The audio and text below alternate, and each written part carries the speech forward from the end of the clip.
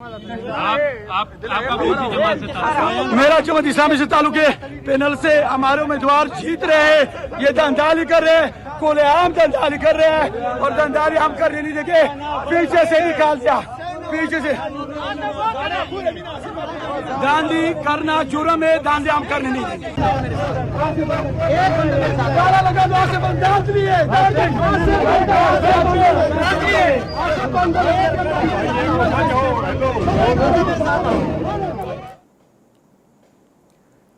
नाज़रीन ही मंज़र बि अवां सां शेयर कया आहिनि। ताज़ा तरीन सूरत हाल आहे जेका मंगो पीर वारी पोलिंग स्टेशन ते पैदा थी आहे।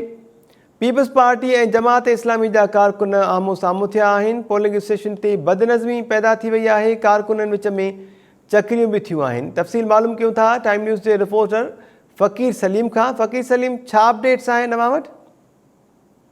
जी मुताबिक़ कराची में जेका जो बलदियाती चूंड हली रही है उन जी जेको पोलिंग जो अमल हुयो उन दौरान मंगो पीर जी यूसी जेका मंगो पीर यूसी है उन जो वार्ड 3 में उते जमात इस्लामी पीपल्स पार्टी जे कारकुन उहे वोट कास्ट करण तां हिक ॿिए जे आमू साम्हूं अची विया ऐं हिक ॿिए खां गिरबान में पकड़ियो आहे। उन्हनि कारकुननि जे विच में चकरियूं थियूं आहिनि। उन खां पोइ जेका आहे सो सूरत हाल कशीदा थी वई। पोलिंग स्टेशन जे ॿाहिरि जेको आहे सो सॼी सूरत हाल थी।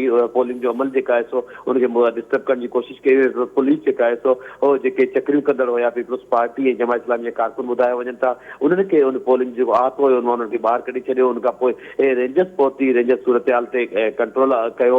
इन ई दौरान जेके जमात इस्लामी जा कारकुन हुया उहे इहो इल्ज़ाम आयद करे रहिया हुया त पीपल्स पार्टी जा जेके कारकुन आहिनि उहे जेके पोलिंग जो अमलो आहे उन सां मिली करे धांधली करे रहिया आहिनि ऐं उनखे जेका आहे सो ज़बरदस्ती वोट कास्ट करण खां रोके पियो वञे। ऐं हिन सॼी सूरत हाल खां पोइ जेका जमात इस्लामी जो इलेक्शन सेल जो जेको इंचार्ज आहे उन पारां इलेक्शन कमीशन खे शिकायत कई वई, जंहिं ते इलेक्शन कमीशन पारां हिकिड़ो ख़त लिखियो वियो आहे जी सिंध खे ऐं जंहिंमें ॼाणायो वियो आहे त जेके बि पोलिंग स्टेशन में नॉन ऑफिशियल जेके पोलिंग बूथ में वञनि था, पोलिंग स्टेशन में दाख़िल थियनि था, उन्हनि खे फौरी तौर ते रोकियो वञे।